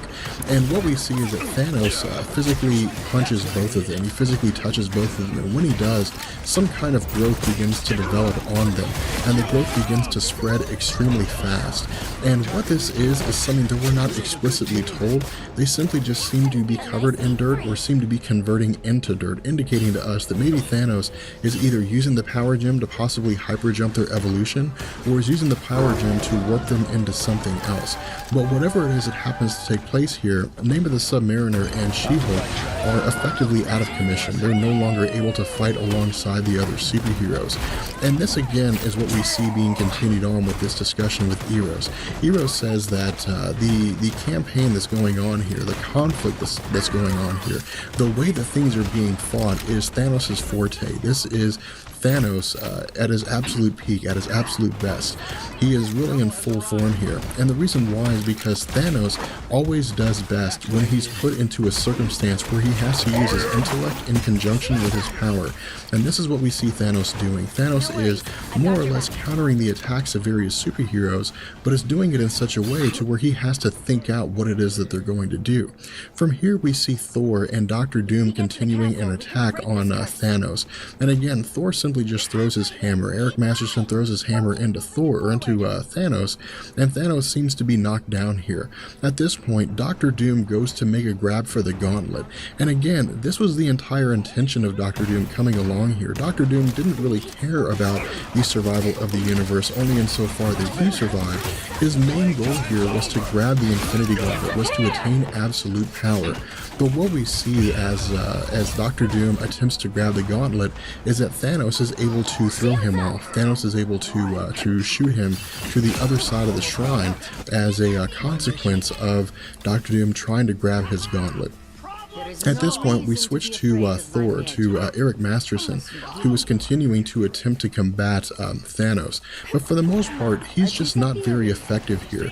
As Eric Masterson throws the hammer of Thor towards Thanos, Thanos creates a portal, and the portal sends the hammer somewhere else. Now, we're not exactly sure where it sends it at the moment, but Eric Masterson begins to panic, and the reason why here is because if he does not re-attain the hammer within 60 seconds, he'll turn back into his normal mortal form. He'll lose the form of Thor. And so we see him saying that every moment has to be counted here, that he has to do everything he can to punch Thanos. But as this conflict continues, as his assault on Thanos continues, we see that Thanos is slightly taken aback as Eros comments, but in the end, it doesn't really matter, that Thanos is easily able to overpower Thor. And what he says is that this is a massive blow to the morale of the superheroes, because this was a very high-stakes card game, and that Thor, due to his vast power and the power that he has while wielding the hammer, was their ace in the hole. But because of the fact that Eric Masterson is so easily defeated by Thanos, it really shines a light on how little of a chance the Earthbound superheroes have against fighting Thanos. At this point, we switch to Firelord, and Firelord is beginning his assault on Thanos, but again, this is simply just a distraction. And the distraction will, for the most part, cost the life of Firelord, but in return, we'll see that Wolverine is able to jump into action to attempt to destroy Thanos, to attempt to kill Thanos using his adamantium claws. But again, this doesn't really matter that much. This is just another instance of Thanos using his power. And what Thanos does is more or less warp the mind or warp the body of Wolverine, warp his adamantium skeleton. And what he does here is he changes the metal, the adamantium in his body into a rubbery material. And so Wolverine's bones are now rubber. His body is just simply not able to move. He has no real solid form. And so Wolverine now is completely out of commission. At this point, we switch over to Doctor Doom, who is attempting to again assault Thanos once more. He is starting his attack. And Thanos comments by asking Doctor Doom if he's attempting to take another shot at stealing his Infinity Gauntlet. And Doctor Doom says that only death will stay his hand, that only death will keep him from attempting to usurp Thanos' power. And Thanos simply says that can be arranged. At this point, we switch over to Adam Warlock and the Silver Surfer, and Eternity has made his presence known to Adam Warlock, saying that they grow restless, that the cosmic entities are ready to get involved in the conflict, but Adam Warlock simply sends him off and tells him that if he stays, that Thanos will sense his presence, and Thanos will be aware of the next step of the conflict. We also see that Adam Warlock tells the Silver Surfer that to him, Eternity is no more of a piece on the chessboard than the other superheroes who are fighting. And Silver Surfer gets angry here that Adam Warlock views this conflict as nothing more than a game. But what Adam Warlock says is that if he viewed this as anything other than a game, then he wouldn't be able to go on, just because the overall pressure, the consequences of what it would mean to fail would overwhelm him. At this point, we switch back to Thanos as he's fighting the Scarlet Witch and Cyclops. And again, we see Eros continuing to comment here. And Eros says that for the most part, the power of Cyclops and the Scarlet Witch are again really nothing compared to the power that Thanos has. And that Thanos, weighing the options of the power that these individuals possess, chooses to go after the Scarlet Witch first. And he uses his powers to more or less override the ability that the Scarlet Witch has, to overcharge her powers, and to more or less, I guess, put her out of commission. At this point, he switches over to Cyclops, and Cyclops, continuing to use his optic beams on Thanos, blasts him with a vast amount of power, and then suddenly stops. And because he suddenly stops, Thanos is thrown off guard. Eros comments that this is a masterful move, and that the basis of this was to throw Thanos off guard so that Tony Stark, Iron Man, could swoop in and deal a energy shot to Thanos. But again, the power that Iron Man has here is just not enough to really do anything against Thanos. It's just not enough to do any real damage to Thanos, even while he's simply just using the power gem. And so what we see is that Taraxia jumps into the fray, and Taraxia does what she can to physically defeat Iron Man. And we see that Cyclops goes back on the offensive and begins blasting Thanos with his optic beams. But then Thanos uses his power. It appears as though he may be cheating a little bit and using the reality gem, but he creates a glass box around the head of Cyclops, and this does two things. The first thing that it does is, of course, it cuts off his optic beams, but the other thing it does is cut off the oxygen to him. We see Captain America running to his side as the Vision attempts to come up behind Thanos and sneak attack him, but for the most part, Thanos, as is explained to us by Eros, never falls for the same trick twice. And so for the most part, what we see happening here is that Thanos is more or less punching a hole in Vision, and Captain America in the background is trying to destroy the glass box over the head of Cyclops. But what we see is that as Vision is destroyed, Thor, who was previously knocked out into space by Thanos, is trying to make his way back to the shrine. But as he gets back, the power wears off, the effect of Thor wears off, and so he switches back to his mortal form as Eric Masterson. And what we realize here, as again is explained to us by Eros, is that the spell that was used by Doctor Strange to make sure that these characters can breathe in space for 60 minutes appears to only apply to Thor as he's wielding his hammer, and not to the mortal form of Eric Masterson. And so Eric Masterson begins to suffocate. At this point, we switch back to Captain America. And Captain America tells us that Cyclops is dead, that Cyclops had suffocated inside of the glass box. And Thanos sort of laughs this off. He pokes fun at Captain America by saying this is an emotional outburst, and it's something that he would not have expected from the emotional or from the legendary Captain America. But what we also see taking place here is that Cloak is sneaking up behind Thanos in an attempt to ensnare him and trap him in the dark dimension. But we see that as Cloak wraps his cape around Thanos, that initially it seems as though he might be able to keep Thanos confined, that Thanos may for the most part be defeated and trapped inside the dark area that Cloak traps his foes in. But as we see, Thanos is not contained, that Thanos breaks out of the dark dimension and appears to destroy Cloak in the process. At this point, Thanos declares that he cannot be imprisoned, that supremacy cannot be imprisoned, and that his divinity is absolute. At this point, we see that again, the superheroes begin to go on the offensive against Thanos and his forces. We see that Taraxia is able to rip the head off of Tony Stark, and that Drax the Destroyer attempts to defeat Thanos once more. And again, Thanos is displaying a vast amount of bravado here, a vast amount of arrogance, but he also appears to be losing his mind entirely as the power begins to continue to go to his head. And so what we see is that Eros comments, simply says that everybody seems to know what's going on here. Everybody seems to recognize the insanity that Thanos is displaying here, that for the most part, he is so far removed from the Thanos who was peering into the Infinity Well and tracking down the Infinity Gems, that any chance that he possibly had of gaining the affection of Mistress Death is for the most part entirely gone. But Eros also comments and says that the only person who doesn't really seem to care about what's going on here with Thanos is Nebula. And again, Nebula, as she's described to us by Eros, is more or less just kind of a caricature, more or less a husk of what used to be a person. She's simply just walking this line between life and death. And Eros goes as far as to say that she would be better off dead. From here, we switch to Thor and Eric Masterson as he is continuing to try to pull the hammer towards himself, but the hammer again is simply just being teleported to a different location. But then we see the hammer lands in front of him. And when he does, as he's momentarily approaching death, he picks up the hammer and is granted the power of Thor again. At this point, we see that Thanos opens up a time portal, and he sucks in Drax the Destroyer and Firelord, and they're sent back into the Earth's prehistoric period.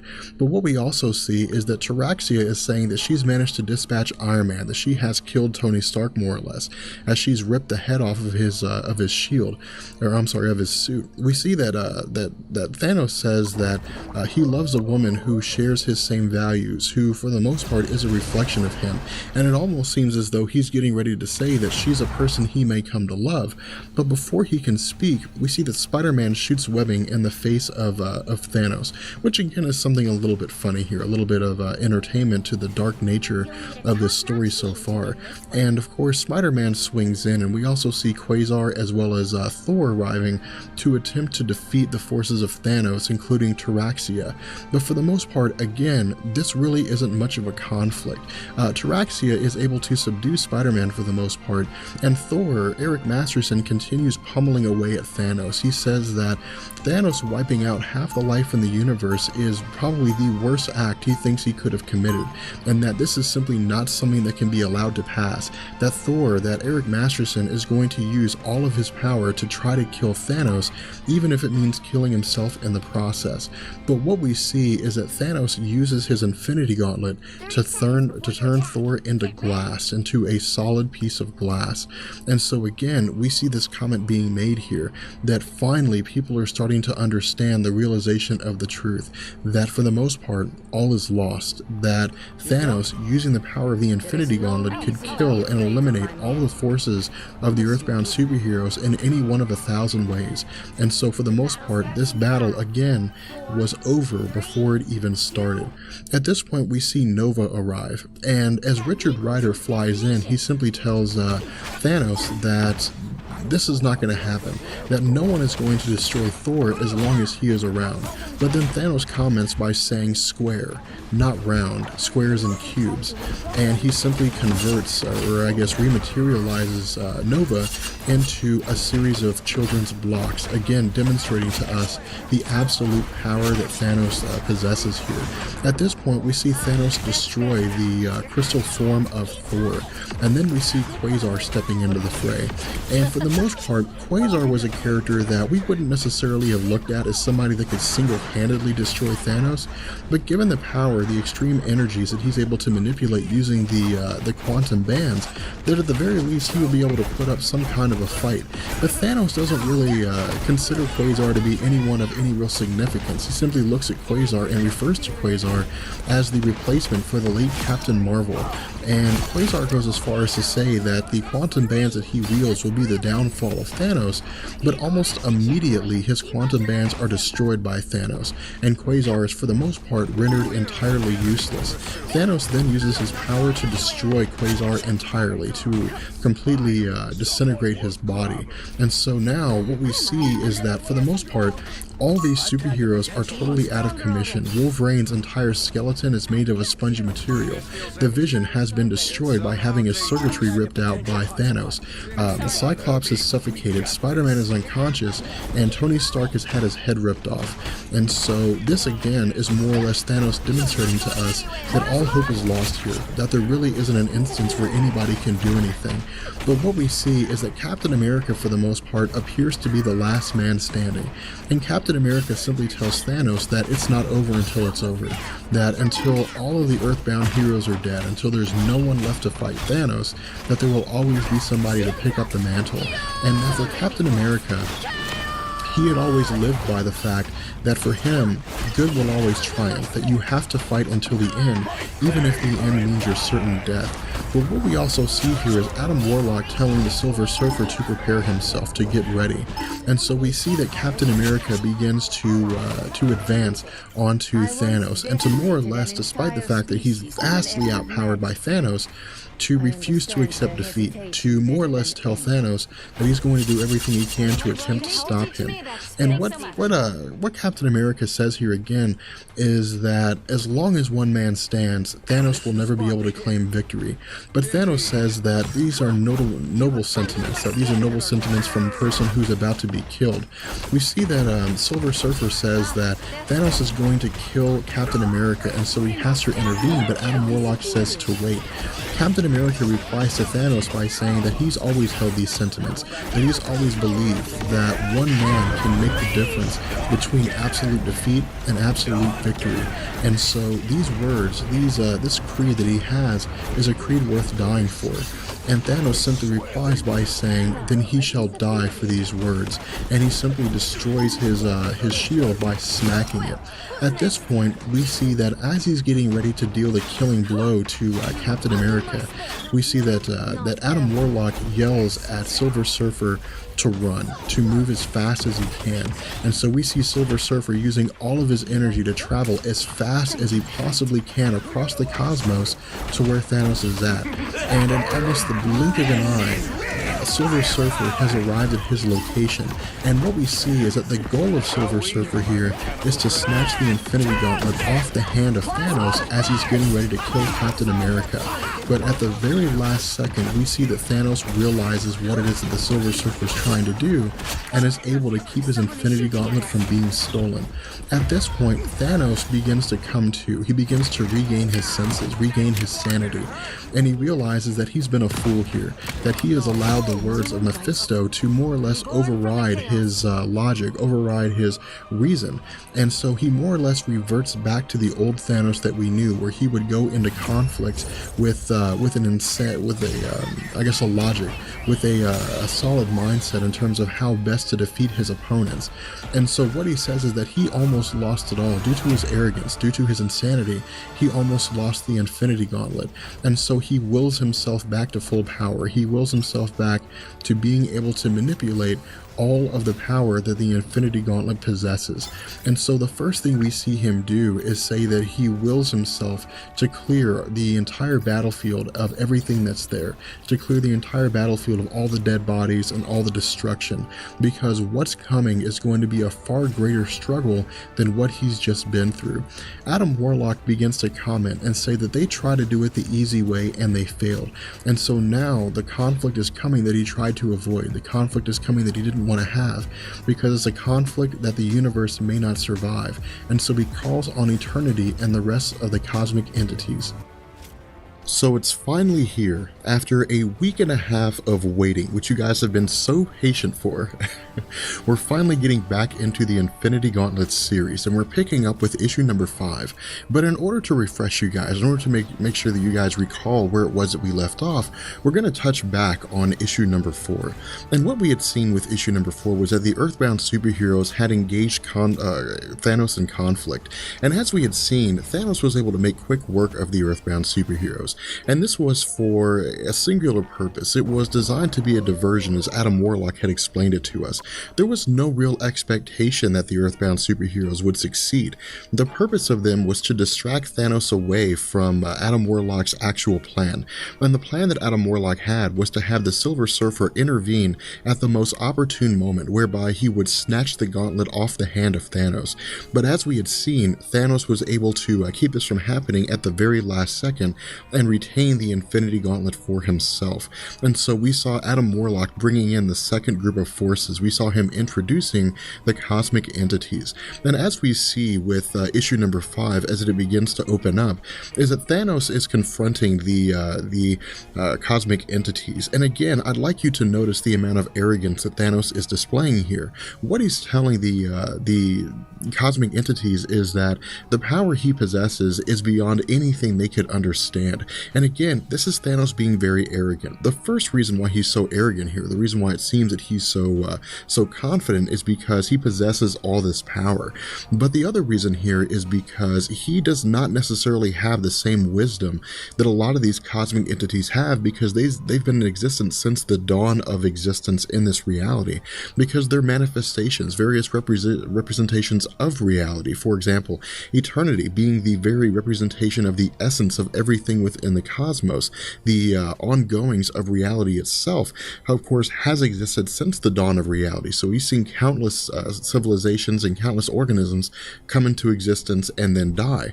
And so for Thanos to appear and to say he knows more than they do is quite an arrogant thing to say. What we also see is that Mephisto is being a little manipulative here. And again, we'll see later on that Mephisto has his own machinations in terms of his involvement with Thanos.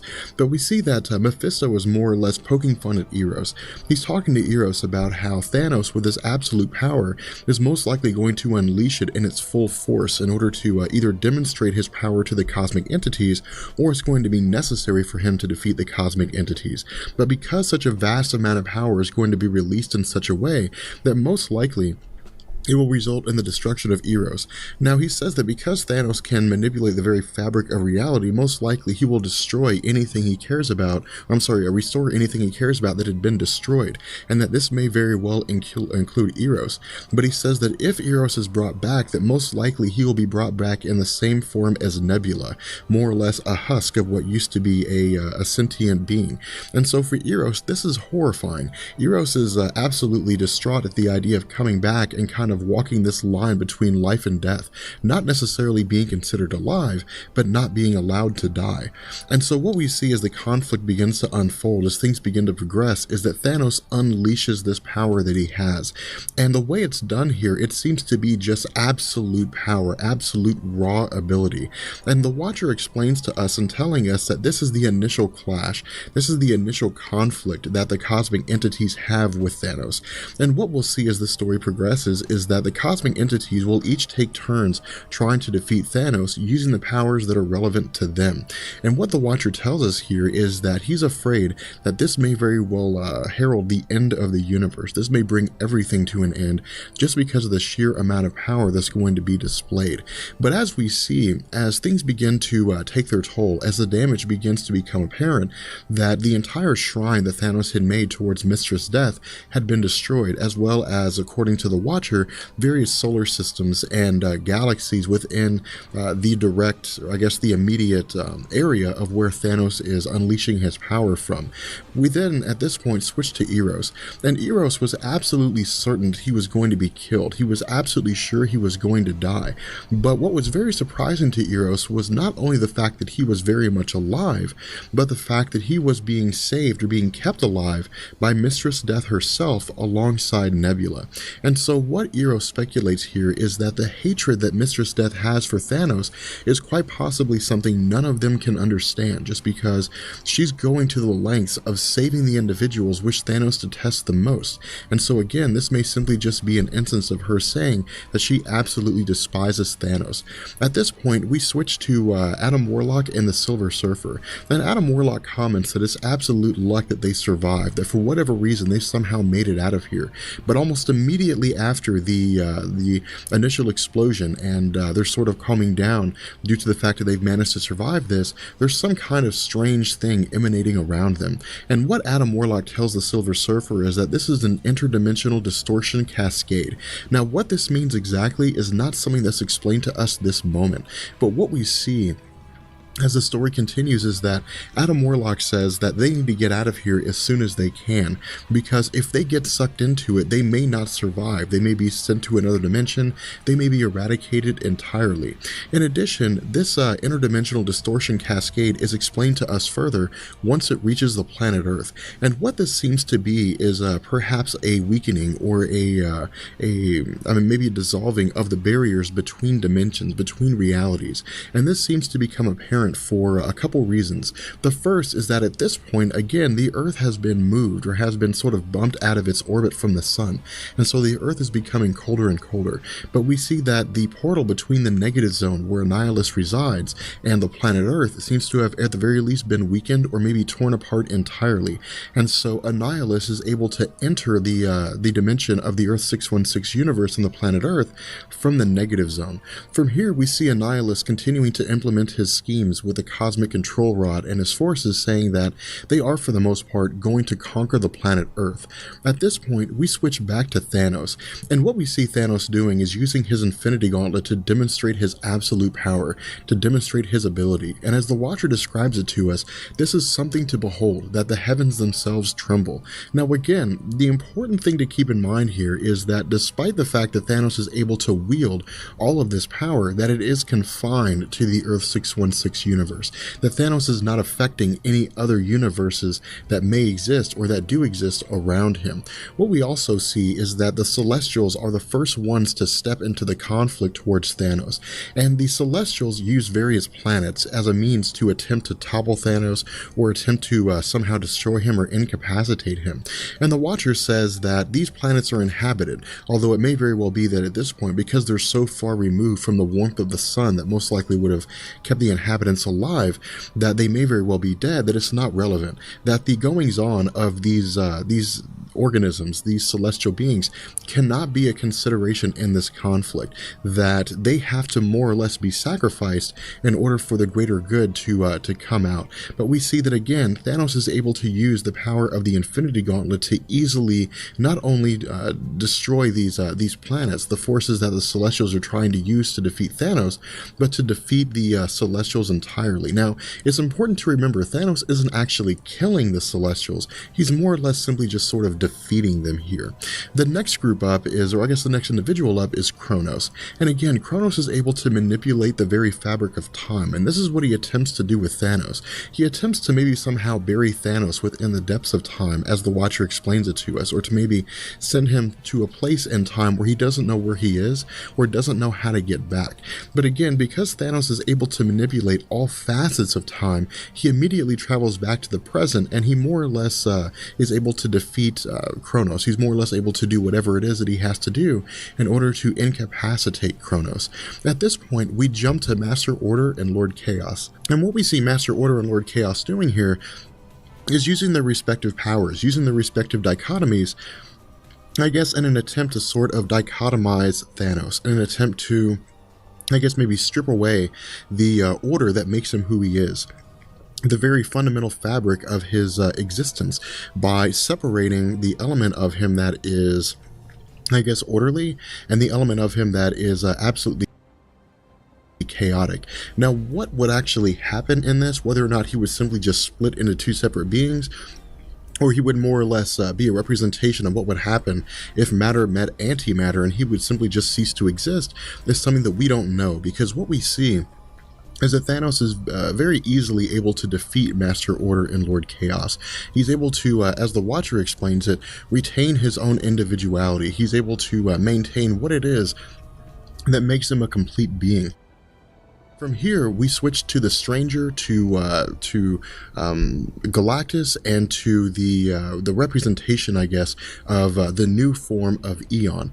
And what we see here is that these individuals attempt to use their absolute power. They attempt to use all the power that's available to them in an attempt to more or less override or to overthrow the power of Thanos, to simply just, I guess, encompass him with so much power that there really isn't anything he can do to stop them. But again, we see Thanos simply just using the power of the Infinity Gauntlet to easily defeat them. And what you're seeing here is this kind of pattern. You're seeing that Thanos is able to more or less just use the Infinity Gauntlet to simply wipe away everything that everybody is, to simply just eliminate them almost entirely. Now again, he's not killing them, he's simply just incapacitating them or demonstrating to them that there's nothing they can really do. At this point, we switch to Thanos sort of having this debate between himself. He's arguing with himself here. He's saying that on one side, that somehow he may have lost his mind here, that these individuals are his friends, they're his heavenly brothers as he describes them. But on the other side, he's arguing with himself. He's saying that they deserve what's taking place here. They deserve the punishment that he's giving them, and that he's going to kill them all. But then we see that Thanos begins to realize what it is that's taking place. He realizes that this is not necessarily an actual argument that he's having with himself, that his emotions, his perspectives are being manipulated, and that these perspectives are being manipulated by Mistress Love and Sire Hate. And again, these are the opposing forces of love and hate within the universe, and Thanos is able to banish them. He's able to defeat them in the same way that he was able to defeat the other cosmic entities.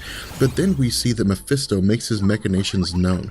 Mephisto surrounds Thanos with Hell's Fire, and when he does, he leaps at Thanos and attempts to remove his Infinity Gauntlet.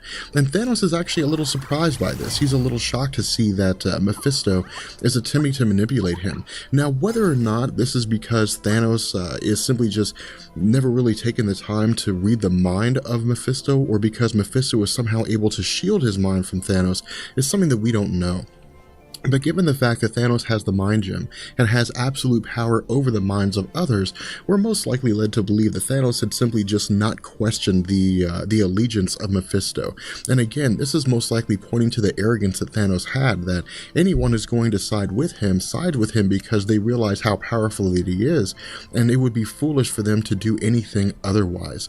From here, we see that Thanos is again able to easily overpower Mephisto, and is in the process, or I guess is preparing to kill Mephisto for his actions.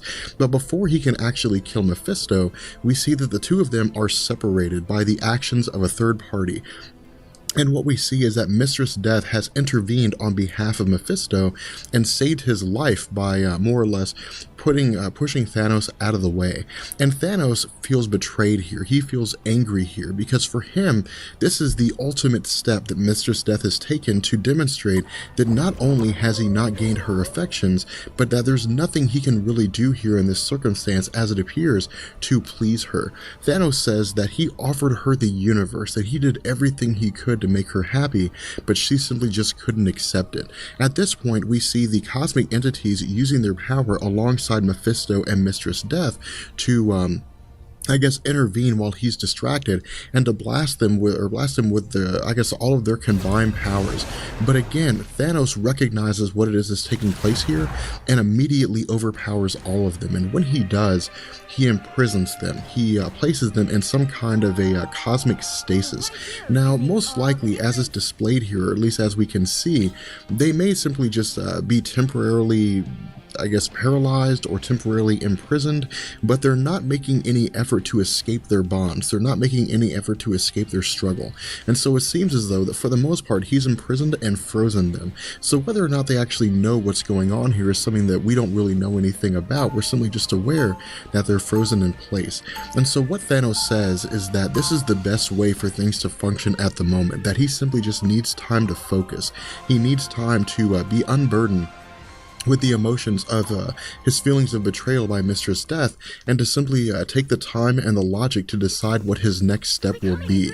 At this point, we see that Adam Warlock and the Silver Surfer don't necessarily go as far as to say that all time, or I guess all hope, may be lost, but they're actually going through the process of trying to find survivors, because again, some of these superheroes are still left alive, and so what they say is that among the wreckage, they need to find help.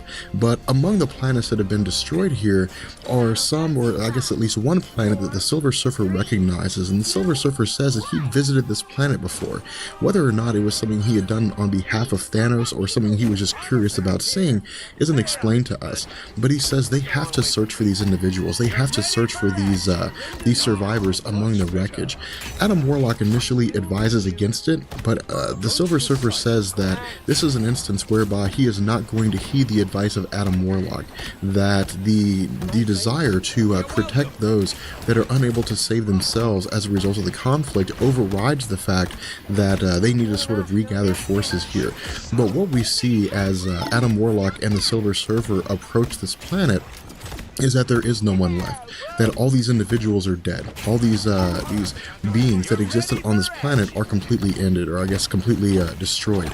From here we see that the Silver Surfer actually takes this quite hard.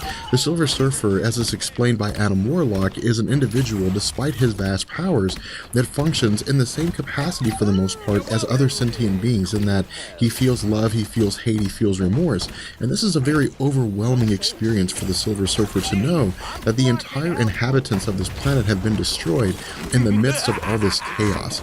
And so the Silver Surfer says this needs to end. Adam Warlock agrees here. Adam Warlock says that Thanos is a nihilist, and that in order for this conflict to come to an end, that he has to be defeated entirely, otherwise he will eliminate all life in the universe. Not necessarily because he's looking to appease Mistress Death anymore, but because he is in effect a heartbroken being, and will lash out at virtually everybody. From this point we see that Eternity has now joined the fray, and Eternity is, as we know, the most powerful of the cosmic entities, and so this conflict between Thanos and Eternity will, for the most part, tell us exactly who it is that is more powerful here, whether or not it's Thanos using his Infinity Gauntlet, or Eternity using the vast power of the very fabric of the Earth 616 universe within itself as a means to combat Thanos. What we see Thanos saying here is that the prize that awaits him with defeating Eternity is something he has struggled for. The absolute authority of power within the universe is something he has strived for, and this, as he explains to us, is the actual result of his plan. This is really what he was looking for when he went about the process of capturing the Infinity Gems. And what we see is that Eternity simply tells Thanos to prepare himself, to defend himself. But before we actually see what takes place between the two of them, there's some kind of an explosion or some kind of conflict, and all we see is a bright light with Adam Warlock and Silver Surfer saying that this can't be the end. This can't be the end of the universe, but that this conflict has to somehow come to an end entirely. From here, we see the Silver Surfer and Adam Warlock more or less surprised by what it is that's going on, and Adam Warlock says that the end of this battle has more or less already been decided. Silver Surfer asks how it is that Adam Warlock knows this, and Adam Warlock says that he's linked to the Infinity Gems in ways that even he doesn't understand. And so the question that's asked here by the Silver Surfer is, who's come out on top here? Is it Eternity, or is it Thanos with the Infinity Gauntlet? And what he says is that the person who loses is the person who has chosen defeat subconsciously, who has already simply just allowed himself to lose. And so what we see Adam Warlock more or less saying is that the successor here is most likely Thanos.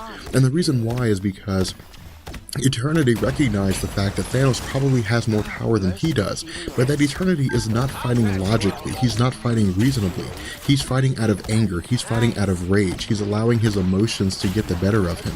And when a person fights in an emotional state, they're not thinking rationally, and by virtue, they can't be intelligent. At this point, we see Adam Warlock telling Doctor Strange that they need to be retrieved, and so Doctor Strange teleports them back to the planet Earth. What we see, again, kind of going on here is this explanation of what all's taken place, that the cosmic entities have been imprisoned.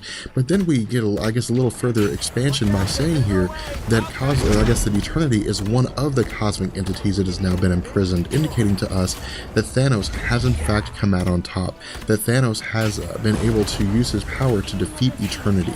And so from here we see that for the most part, Thanos doesn't necessarily appear to be dead, he simply appears to be unconscious. And Taraxia is trying to speak with him. She's trying to awaken him from his state, and she asks him to simply just speak, to say something, to do something to indicate that he's alive. But what we see is that Thanos appears in the cosmic entity form of eternity, indicating to us that Thanos has usurped eternity as the absolute authority within the Marvel Earth 616 universe. From here, we're going to bring the first part of video number 5, or I guess of Infinity Gauntlet number 5, to an end, and we'll pick up in the next video when we see this sort of panic taking place, and we see that the defeat of Thanos comes from what we would consider to be the most unlikely person, the one person that none of us had really considered to be a threat at this particular point in time. So as we pick up with the second half of Infinity Gauntlet issue number 5, we're actually going to see things move at a pretty quick pace. In addition, we're going to see the circumstances begin to flip on Thanos, and again, this is all tied to Thanos' arrogance, because what we see taking place here